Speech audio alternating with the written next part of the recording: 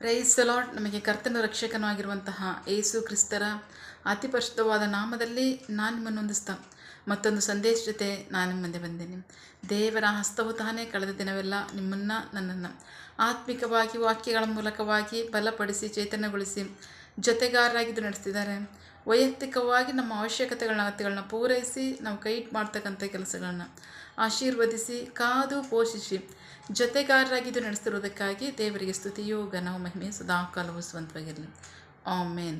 ಈ ದಿನದ ಸಂದೇಶದ ವಾಕ್ಯ ಭಾಗ ಯೆರೆಮೀಯ ಪ್ರವಾದಿ 1ನೇ ಅಧ್ಯಾಯದಲ್ಲಿ 4ನೇ ವಾಕ್ಯದಿಂದ 10ನೇ ವಾಕ್ಯದವರೆಗೆ. Prophet Jeremiah chapter 1 word 4 to 10.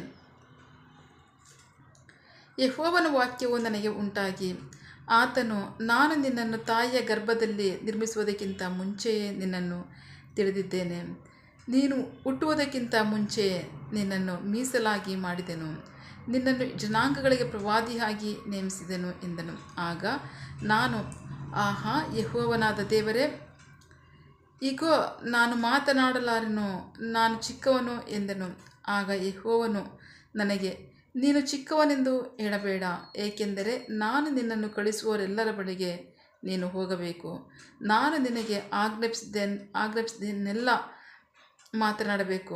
ಅವರಿಗೆ ಭಯಪಡಬೇಡ, ಏಕೆಂದರೆ ನಿನ್ನನ್ನು ತಪ್ಪಿಸುವುದಕ್ಕೆ ನಾನೇ ನಿನ್ನ ಸಂಗಡ ಇದ್ದೇನೆ ಎಂದು ಯೆಹೋವನಾದ ನಾನು ಹೇಳುತ್ತೇನೆ ಎಂದನು. ಆಗ ಯೆಹೋವನು ಕೈಚಾಚಿ ನನ್ನ ಬಾಯಿಯನ್ನು ಮುಟ್ಟಿ ನನಗೆ, ಇಗೋ, ನನ್ನ ವಾಕ್ಯಗಳನ್ನು ನಿನ್ನ ಬಾಯಲ್ಲಿ ಇಟ್ಟಿದ್ದೇನೆ.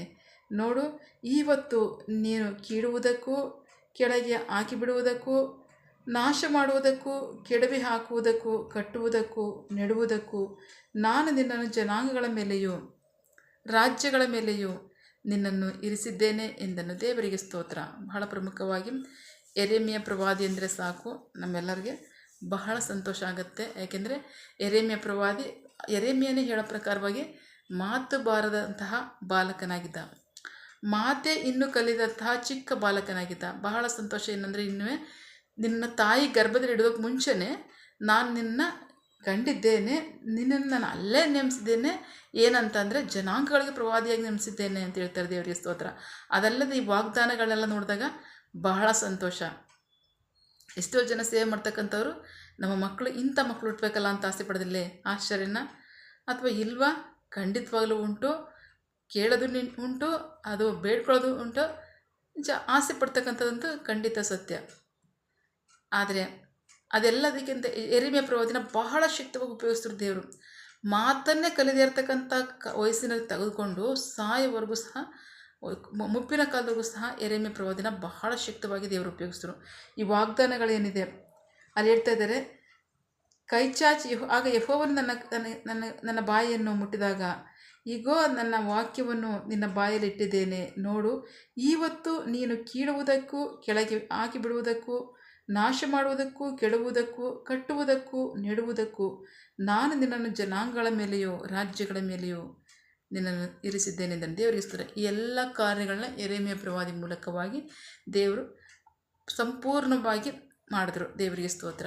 ಬಹಳ ಆಶ್ಚರ್ಯ ಅಂದರೆ ಅದೇ, ಹುಟ್ಟುವಂಥ ಮಕ್ಕಳು ಹಾಗಿದ್ದರೆ ಹೇಗೆ ಅಂತ ಹೆಚ್ಚಾಗಿ ದೇವರ ಸೇವೆ ಮಾಡ್ತಕ್ಕಂಥ ಸೇವಕರು ಆಸ್ತಿ ಪಡ್ತಕ್ಕಂಥದ್ದು, ಬೇಡ್ತಕ್ಕಂಥದ್ದು ಅದು ಸಹಜವಾಗಿ, ಅದರಲ್ಲೇನು ಆಶ್ಚರ್ಯ ಇಲ್ಲ.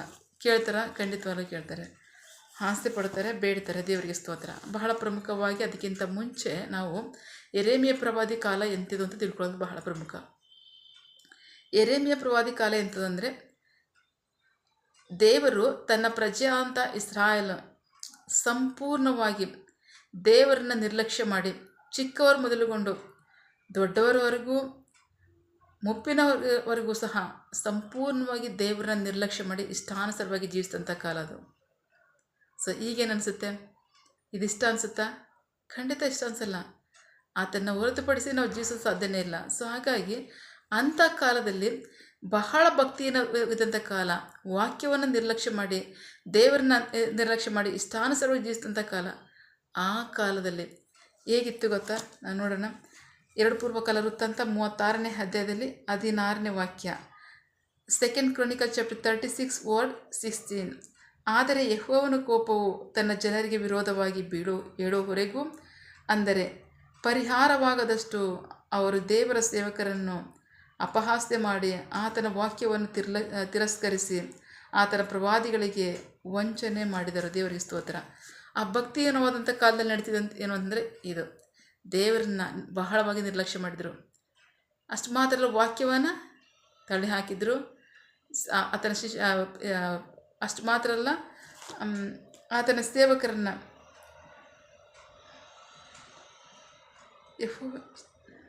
ಆತನ ದೇವರ ಸೇವಕರನ್ನ ಅಪಹಾಸ್ಯ ಮಾಡ್ತಕ್ಕಂಥದ್ದು. ಅಷ್ಟು ಮಾತ್ರ ಅಲ್ಲ, ಪ್ರವಾದಿಗಳನ್ನು ವಂಚಿಸ್ತಕ್ಕಂಥದ್ದು. ಸೊ ಅಂಥ ಕಾಲದಲ್ಲೇ ದೇವರು ದೇಶದಲ್ಲಿ ಯವನಸ್ಥರಿಲ್ಲ, ಜ್ಞಾನಿಗಳಿಲ್ಲ, ವಿದ್ಯಾವಂತರಿಲ್ಲ ಅಥವಾ ಪುರುಷರಿಲ್ಲ ಅಲ್ಲ, ಎಲ್ಲರೂ ದೇಶ ತುಂಬ ತುಂಬಿದರು. ಬಟ್ ದೇವರು ಮಾತ್ರ ಇನ್ನೂ ಮಾತೇ ಬರದೇ ಇರ್ತಕ್ಕಂಥ ಒಬ್ಬ ಬಾಲಕನ ಸಂಘ ಮಾತನಾಡ್ತಾ ಇದ್ದಾರೆ. ದೇವರಿಗೆ ಸ್ತೋತ್ರ. ಅವ್ರು ಹೇಳ್ತಾರೆ, ಆಕಾಶ ನನ್ನ ಸಿಂಹಾಸನ, ಭೂಮಿ ನನ್ನ ಪಾದಪೀಠ, ನನಗೆ ವಿಶ್ರಾಂತಿ ಸ್ಥಳ ಎಲ್ಲಿದೆ ಅಂತ ಹೇಳ್ತಾರೆ. ಅಂಥ ದೇವರು ಒಂದು ಮಾತೆ ಬರದೇ ಇರ್ತಕ್ಕಂಥ ಬಾಲಕನ ಸಂಘ ಮಾತನಾಡೋದ್ರ ಕಾರಣ ಜನರು ಅಷ್ಟು ಮಟ್ಟಿಗೆ ಭಕ್ತಿಹೀನವಾಗಿ ಜೀವಿಸಿದಂಥ ಕಾಲ, ದೇವರನ್ನ ನಿರ್ಲಕ್ಷ್ಯ ಮಾಡಿ ಜೀವಿಸಿದಂಥ ಕಾಲ. ಆ ಕಾಲದಲ್ಲಿ ದೇವರು ಯೆರೆಮೀಯ ಪ್ರವಾದಿ ಸಂಘ ಮಾತನಾಡ್ತಾ ಇದ್ದಾರೆ. ನಾವು ವಾಕ್ಯ ಭಾಗ 4 ನೋಡ್ತೀವಿ. ಯೆಹೋವನ ವಾಕ್ಯವು ನನಗೆ ಉಂಟಾಗಿ, ಆತನು, ನಾನು ನಿನ್ನನ್ನು ತಾಯಿಯ ಗರ್ಭದಲ್ಲಿ ನಿರ್ಮಿಸುವುದಕ್ಕಿಂತ ಮುಂಚೆಯೇ ನಿನ್ನನ್ನು ತಿಳಿದಿದ್ದೇನೆ, ನೀನು ಹುಟ್ಟುವುದಕ್ಕಿಂತ ಮುಂಚೆಯೇ ನಿನ್ನನ್ನು ಮೀಸಲಾಗಿ ಮಾಡಿದೆನು, ನಿನ್ನನ್ನು ಜನಾಂಗಗಳಿಗೆ ಪ್ರವಾದಿಯಾಗಿ ನೇಮಿಸಿದೆನು. ದೇವರಿಗೆ ಸ್ತೋತ್ರ. ಆಗ ನಾನು ಯೆಹೋವನಾದ ದೇವರೇ, ಇಗೋ ನಾನು ಮಾತನಾಡಿದನು, ನಾನು ಚಿಕ್ಕವನು ಎಂದನು. ಆಗ ಯೆಹೋವನು ನನಗೆ, ನಾನು ಚಿಕ್ಕವನೆಂದು ಹೇಳಬೇಡ, ಏಕೆಂದರೆ ನಾನು ನಿನ್ನನ್ನು ಕಳಿಸುವವರೆಲ್ಲರ ಬಳಿಗೆ ನೀನು ಹೋಗಬೇಕು, ನಾನು ನಿನಗೆ ಆಜ್ಞಾಪಿಸುವುದನ್ನೆಲ್ಲ ಮಾತನಾಡಬೇಕು. ಅವರಿಗೆ ಭಯಪಡಬೇಡ, ಏಕೆಂದರೆ ನಿನ್ನನ್ನು ತಪ್ಪಿಸುವುದಕ್ಕೆ ನಾನೇ ನಿನ್ನ ಸಂಗಡ ಇದ್ದೇನೆ. ದೇವರಿಗೆ ಸ್ತೋತ್ರ. ಇದು ಯೆಹೋವನ ನುಡಿ. ದೇವರಿಗೆ ಸ್ತೋತ್ರ. ಯೆರೆಮೀಯ ಪ್ರವಾದಿಯನ್ನು ಮಾತು ಬರೆದ ಬಾಲಕನಾಗಿಂದ ಆರಿಸ್ಕೊಂಡಂಥ ದೇವರು ಬಹಳ ಶಕ್ತವಾಗಿ, ಏನಕ್ಕೆ ಇವತ್ತು ನಿನ್ನ ಕೀಳುವುದಕ್ಕೂ ನೆಡುವುದಕ್ಕೂ ಕಿತ್ತು ಹಾಕುವುದಕ್ಕೂ, ಅಷ್ಟು ಮಾತ್ರ ಅಲ್ಲ, ಕೆಡುವುದಕ್ಕೂ ಕಟ್ಟುವುದಕ್ಕೂ, ಜನಾಂಗಗಳ ಮೇಲೆ, ರಾಜ್ಯಗಳ ಮೇಲೆ, ದೇಶಗಳ ಮೇಲೆ ನಿನ್ನ ನೇಮಿಸ್ತೀನಿ ಅಂತ ಹೇಳಿದ್ರು.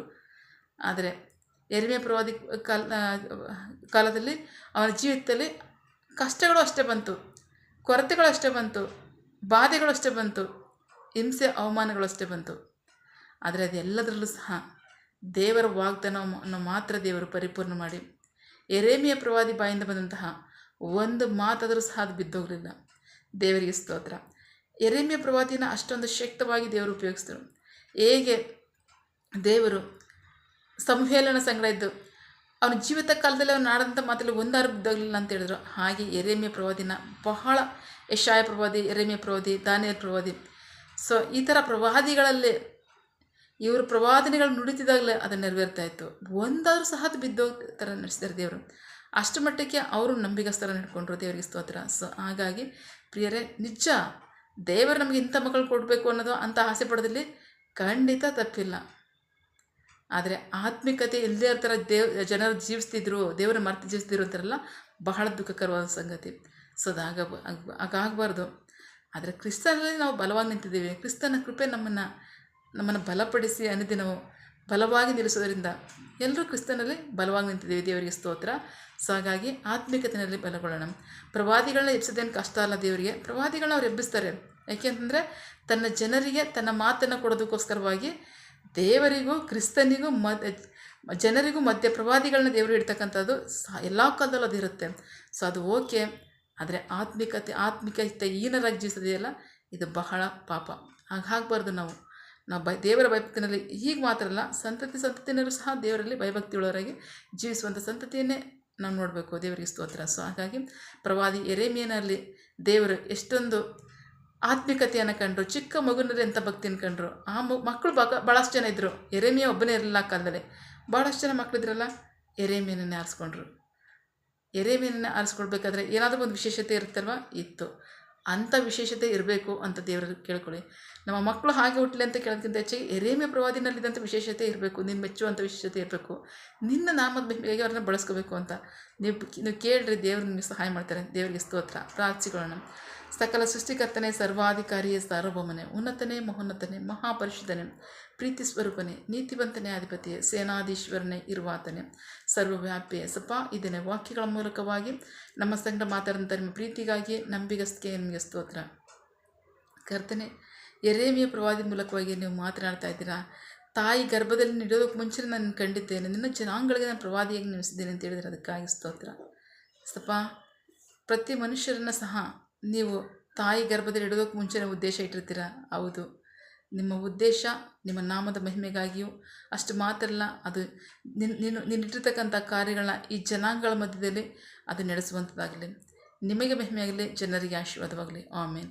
ಪ್ರಾರ್ಥನೆ ಕೇಳಿದ ಪ್ರೀತಿಗಾಗಿ ನಿಮಗೆ ಸ್ತೋತ್ರ. ಆಮೇನ್. ನಿನ್ನ ಜನರು ಕೈಟ್ ಮಾಡ್ತಕ್ಕಂಥ ಕೆಲಸವನ್ನು ಆಶೀರ್ವದಿಸು, ಅವರ ಅವಶ್ಯಕತೆಗಳನ್ನ ಅಗತ್ಯಗಳನ್ನ ಪೂರೈಸು, ಕೊರತೆಗಳನ್ನ ನೀಗಿಸು. ಆಮೇನ್.